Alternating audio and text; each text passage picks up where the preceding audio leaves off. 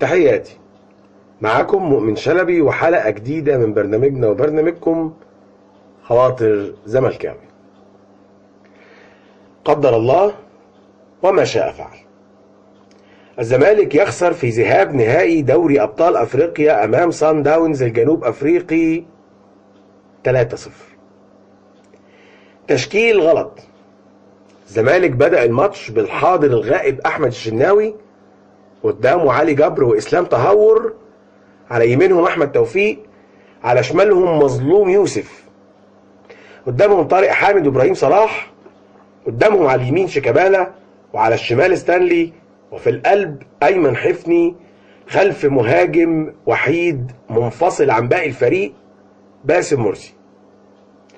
واضح من أول دقيقة في الماتش إن صن داونز كان بيلعب على المسافة اللي ما بين معروف يوسف وإسلام جمال، والمسافة اللي ما بين أحمد توفيق وعلي جبر، واللي عملت خطورة شديدة على مرمى الشناوي استغلالا لحالة البطء الموجودة على إسلام جمال وعلي جبر.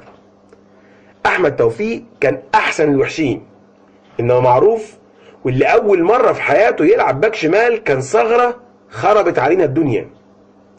مؤمن سليمان غير من تكتيكه وخطته من 4-3-3 ل 4-2-3-1 في محاولة منه انه يضغط باربع لعيبة على خط دفاع صن داونز ويمنعهم من بناء الهجمة على الارض.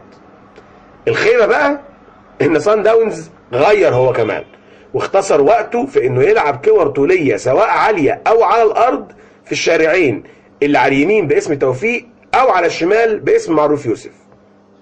السؤال هنا الكابتن مؤمن، هو في حد عاقل في الدنيا يجرب في ماتش نهائي؟ يعني ايه معروف يوسف يلعب باك شمال؟ وبعدين انت بتلعب 4-3-3، ايه اللي يخليك تغير هنا؟ طيب ايه اللي كان مميز في معروف يوسف كباك شمال عن رمزي خالد؟ طب انت فكرت في ايه لما قررت انك تلعب باربع لعيبه في الهجوم؟ طيب فين الضغط؟ طيب ليه رمزي خالد ما لعبش يمين واحمد توفيق لعب ديفندر جنب طارق حامد وابراهيم صلاح؟ طب انت ما خدتش بالك ان شيكا وحفني وستانلي ما فيش واحد فيهم بيدافع اللهم الا شيكا على استحياء، وبناء عليه انت كشفت دفاعك؟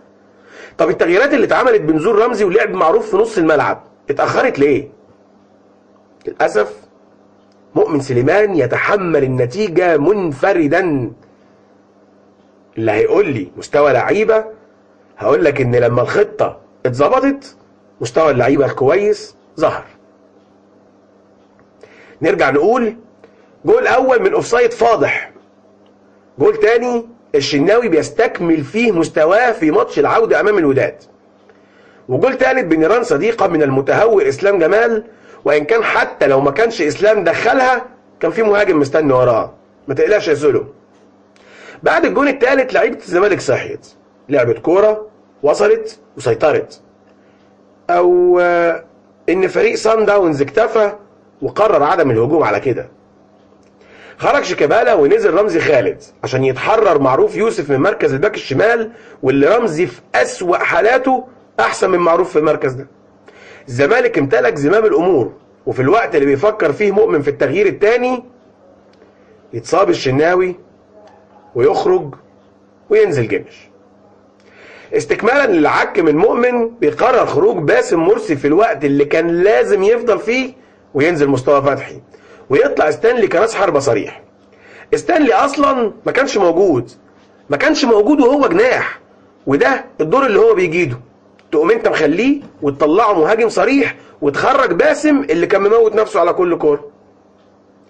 على العموم الطريقه والتشكيل اللي الزمالك ختم بيه كان المفروض يكون هو التشكيل اللي الزمالك يبدا بيه، وهو المفروض ان اللي الزمالك يبدا بيه كمان في برج العرب، بس بدل مصطفى شيكا وبدل ستانلي باسم.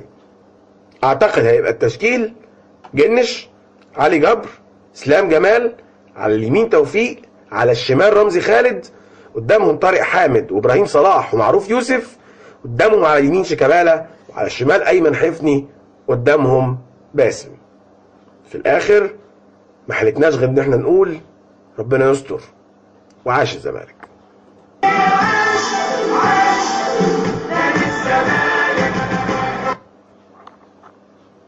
ايه؟ زعلان؟ حزين؟ بتحلف 100 يمين انك مش هتشجع الزمالك تاني ولا هتتفرج على كرة تاني من اصله؟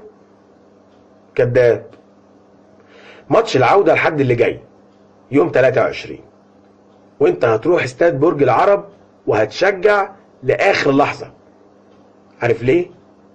عشان انت اوفى جمهور في الدنيا، اوفى جمهور في الدنيا، انت جمهور الزمالك.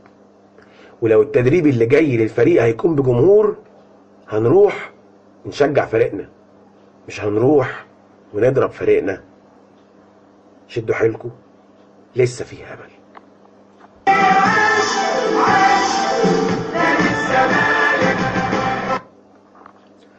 الو الو، مبروك عليك التلاتة. هو انتوا عملتوا ايه في البطولة دي؟ لا اقول لك انا، انتوا خارجين في البطولة دي حصالة مجموعة، والبطولة اللي فاتت خرجتوا من دور ال16 ولعبتوا في الكونفدرالية عشان تلعبوا اورلاندو اللي شايلكم رايح جاي، منهم 4 في مصر. وبالمناسبة اورلاندو ده اللي انا واخده رايح جاي 2-1 في جنوب افريقيا و4-0 في مصر. حط خيبتك قدامك واتفرج عليها واخرس. عارف يعني ايه تخرس؟ اخرس.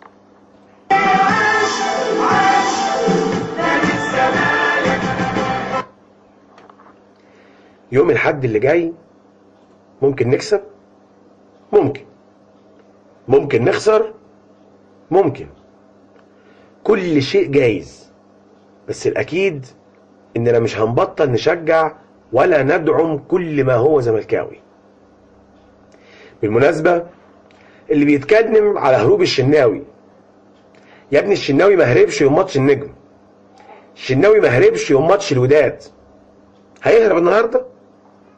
اللي هرب يوم ماتش غانا بعد ما شال 3 تجوال، وبعدها باسبوع لعب مع فريقه عادي، ومن يومها وجمهوره بيحاول يشوه صورة الشناوي وخلاص.